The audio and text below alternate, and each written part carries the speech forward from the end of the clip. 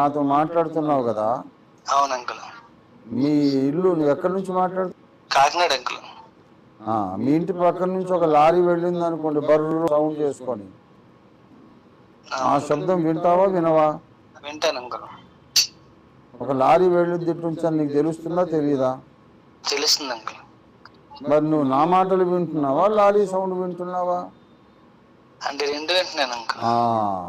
అదే ద్వంద్వావధానం. ఇంకా రెండే కాదు, నువ్వు ఒకటేసారి 5-6 చేయగలవు. లారీ వెళుతున్నది, నా మాటలు వింటున్నావు, ఆ ప్రక్కన కుక్కలు కొట్లాడుకుని కై వేసి కాట్లాడుకుని అనుకోండి, అది కూడా తెలుస్తుంది కదా. అవును అంకుల్.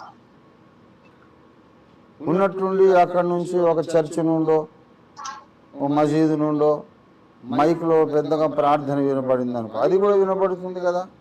వినపడుతుంది అంకుల్. మరి ఎన్ని మెదడులు ఉన్నాయి నీకు? ఒకటే మెదడు కదా, రెండే చెవులు కదా.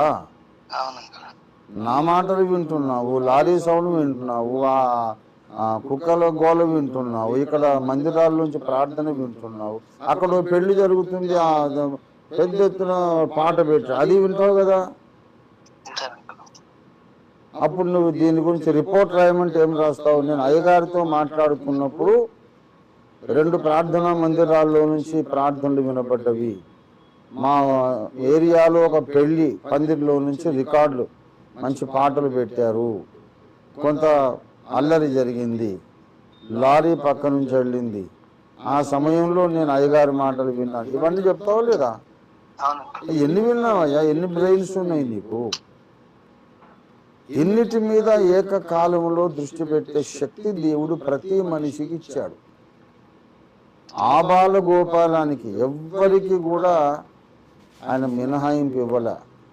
అత్యంత నిరక్షరాస్యుడు ఎవడైనా ఉంటే, పామరుడు ఉంటే వాడికైనా, మహాజ్ఞాని అయిన ప్రొఫెసర్ సైంటిస్ట్ ఉంటే వాడికైనా ఈ శక్తి ఉంది. మానవుడు అన్న ప్రతి వాడికి ఈ శక్తి ఉంది.